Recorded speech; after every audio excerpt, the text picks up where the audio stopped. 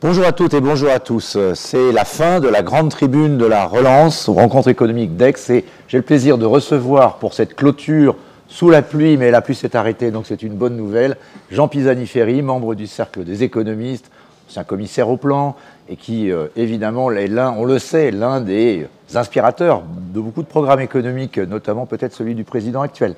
Alors, Jean Pisani-Ferry, la première question peut-être j'ai envie de vous poser, c'est la reprise économique. On a une prévision de croissance de 5% officielle. Aujourd'hui, on a vraiment le sentiment qu'on pourrait la dépasser très largement. Quelle est votre prévision à vous, ou les perspectives économiques? Est-ce qu'on peut rattraper cette année 2020 avec la reprise de cette année? Ma manière de raisonner là-dessus, c'est de savoir à quelle vitesse on rattrape le niveau d'activité d'avant-crise. Bon. Ce que nous dit l'INSEE, c'est qu'on avait la question de savoir est-ce qu'on rattrapait en 2022, qu'on a des chances de le rattraper fin 2021, ce qui me paraît être une bonne chose, un bon objectif et une bonne perspective. Ensuite, il faudra aller plus loin parce qu'on aura quand même, ça voudra dire qu'on aura effacé 2 ans, hein, on aura 2 ans, 2 ans de non-croissance. Et la question sera, est-ce qu'on rattrape la trajectoire et quand? Et est-ce que c'est possible?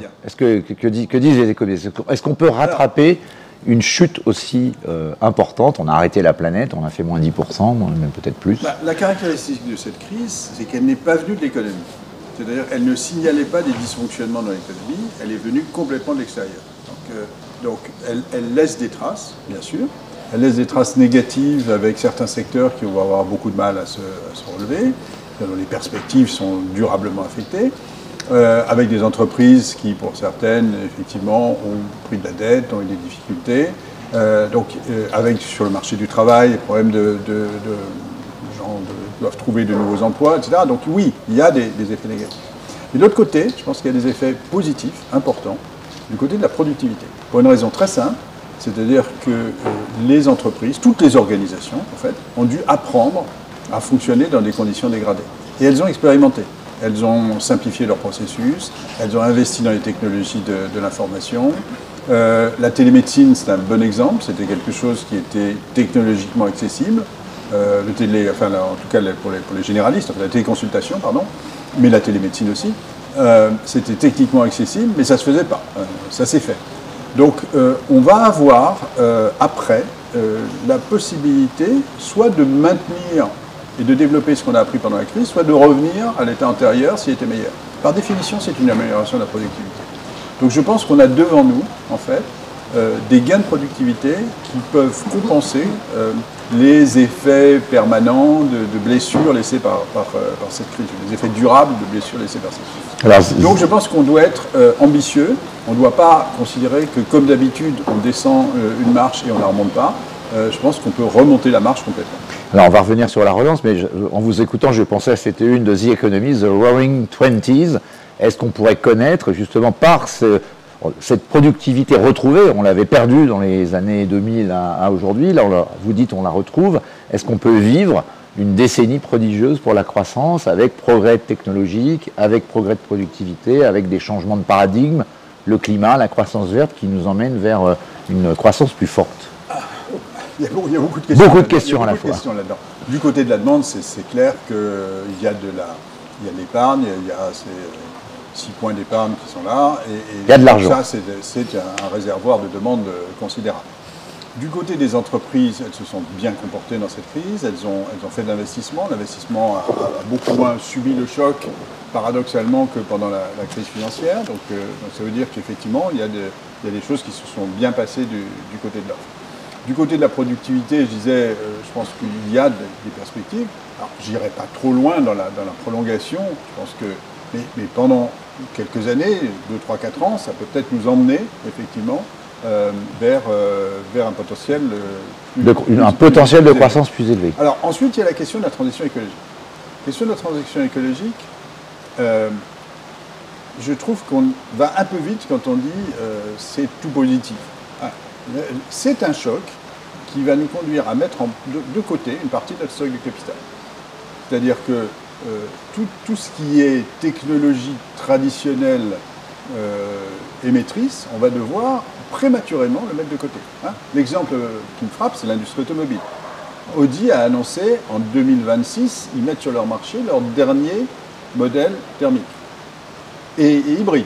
À partir ensuite, en 2033, ils ne vendront plus, non, 33, ils ne vendront plus aucun modèle qui ne soit pas complètement électrique. Donc ça veut dire que tout ce stock de capital, à la fois de technologie, de capacité de production, on va le mettre de côté prématurément. Mais ça veut dire qu'on va devoir réinvestir pour produire en fait quantitativement autant. Donc oui, il y aura des effets positifs à travers cet investissement. On chiffre à peu près à 2 points de PIB supplémentaires l'investissement qu'on va devoir faire. Ça va être positif pour le PIB. Mais de l'autre côté, on va avoir une capacité de production qui va être entamée par ça. Donc on va être dans une forme de destruction créatrice avec une temporalité qui ne sera pas forcément ajustée. Exactement, ça veut dire aussi qu'on va devoir mettre plus sur l'investissement, moins sur la consommation. Et ça veut dire qu'il y a beaucoup de gens qui vont devoir changer de job, changer de secteur. Par exemple, les sous-traitants de l'industrie automobile qui fabriquent des pièces de moteur, de la fonderie, etc., ça va être violent. Donc il ne faut pas croire le discours consistant à dire la relance verte, ça va être bon pour tout le monde, ça va être facile. Non, c'est nécessaire.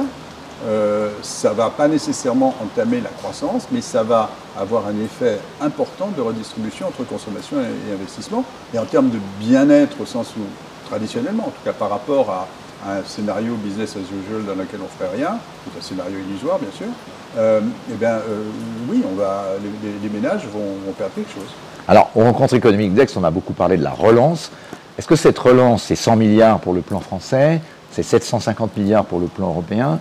Est-ce qu'elle vous semble bien ajustée, bien ciblée par rapport justement à ces transformations auxquelles on assiste? Est-ce qu'il n'y a pas un peu de... Souvent, la critique qu'on fait sur ces plans de relance, c'est qu'on disperse un petit peu trop les énergies.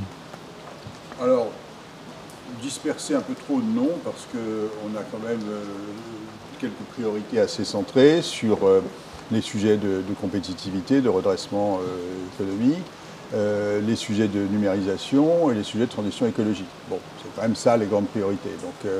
Donc je pense que c'est pas mal d'avoir 3 priorités comme ça. Sur le plan de relance, il faut se rappeler qu'il a été annoncé à l'automne, en septembre 2020, à une époque où on croyait qu'on était sorti de la crise. On a 1 an de décalage, on a dépensé entre-temps 40 milliards. Je dirais, si on remettait ces 40 milliards pour prolonger l'action au-delà, donc on a un plan d'investissement qui atteindrait au total quelque chose comme 140 milliards, ça ne me paraîtrait pas une mauvaise idée, avec probablement un accent assez fort sur les questions de compétences, effectivement, les questions de formation, les questions d'accompagnement de transition professionnelle qui risquent d'être, à la fois à cause de la crise Covid et à la fois à cause de la transition écologique, risquent d'être de très gros sujets. Et puis, je pense que oui, c'est une bonne chose. On s'est aperçu que notre secteur de la pharmacie n'était pas en très bon état.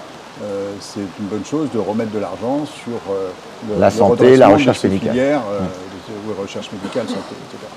Et c'est vrai que la France, on a aussi parlé un peu du déclassement français. Est-ce que c'est une idée que vous reprenez à votre compte? L'industrie française a besoin de...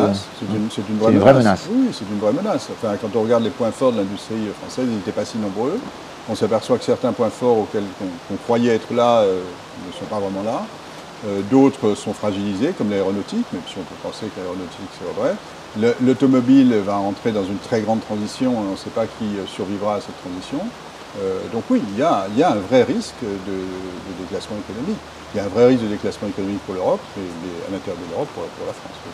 Donc, si j'entends bien, 40 milliards de plus pour une relance vraiment ciblée sur les compétences et sur les reconversions professionnelles des salariés. Et ça n'exclut pas est-ce que faire côté des mesures, demande, alors ça n'exclut pas d'abord des mesures sociales, parce que je pense qu'il ne faut jamais oublier que il y a beaucoup d'inégalités quand même. Extraordinairement inégalitaire. Ouais. La jeunesse, vous pensez que c'est une priorité? Il y a quand même, dans le bas de la distribution des revenus, dans l'épargne moitié inférieure, il y a des gens qui ont perdu, il y a des gens qui n'ont pas du tout d'épargne, il y a des gens dont la situation s'est très gravement détériorée.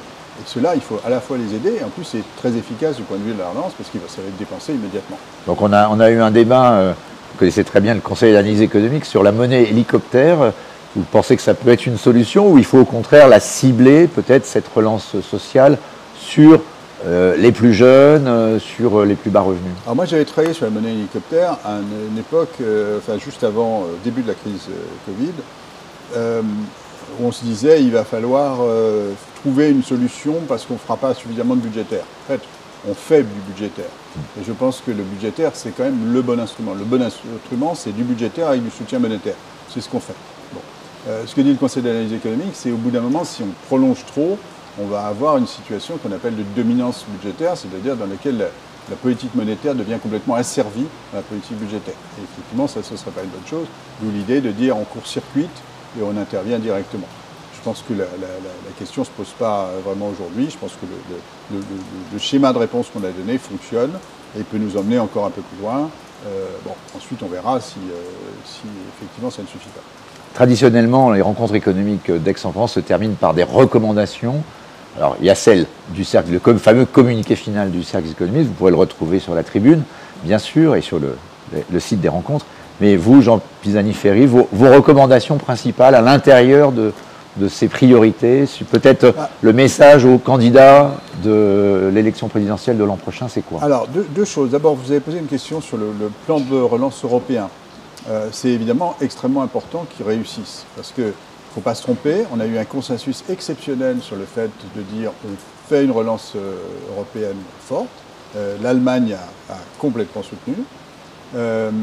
Il faut absolument que ça marche. Et ça se joue en Italie pour l'essentiel. Donc ceux qui, à la fois compte tenu de la situation de l'économie italienne, des montants investis, c'est là qu'on va juger si ça marche ou pas. Si ça ne marche pas... Donc le sort de l'Europe est encore entre les mains de Mario Draghi, absolument. si j'ose dire. Si ça marche, je suis convaincu qu'on se dira on peut recommencer une initiative de ce type, d'endettement commun, si le besoin pressant s'en fait sentir.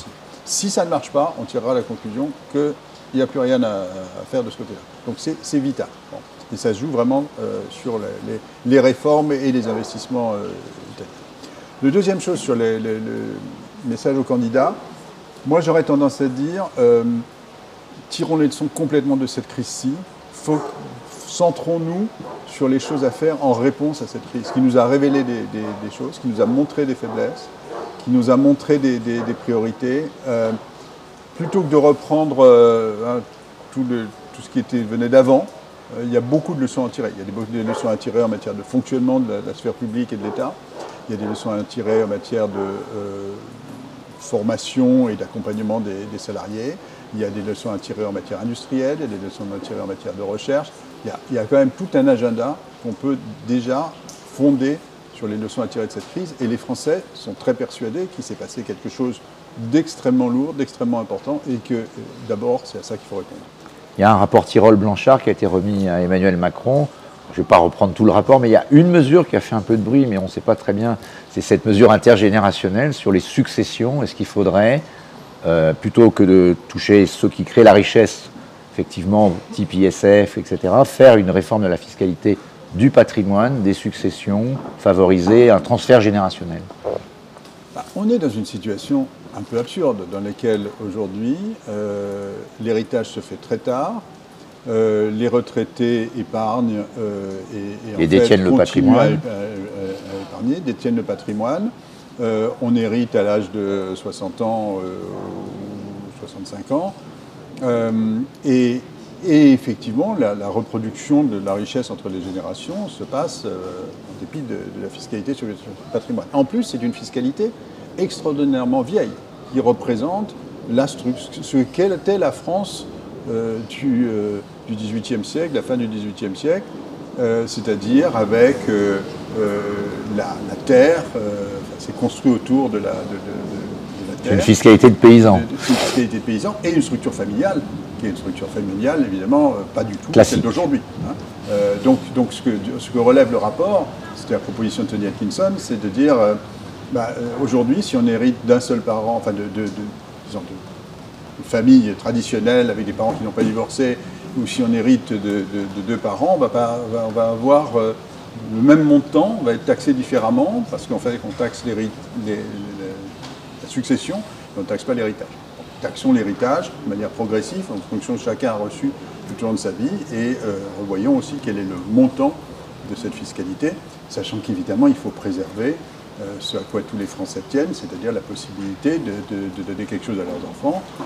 Il y a une représentation de la fiscalité, du caractère spoliateur de la fiscalité de l'héritage qui est très excessif par rapport à la réalité, ce qui est normal parce que personne n'en fait l'expérience avant d'avoir 65 ans. Bon, on ne sait pas quel sort sera donné à la proposition de Tirole Blanchard par Emmanuel Macron ou par les autres candidats à la présidentielle, donc on se donne rendez-vous peut-être aux rencontres économiques de l'an prochain. Voilà. Avec le beau temps et le retour du beau temps. Merci beaucoup Jean Pisani-Ferry d'être venu dans la grande tribune de la relance et merci encore une fois à Boréal de nous avoir installé un nouveau studio tout neuf en quelques minutes ce matin.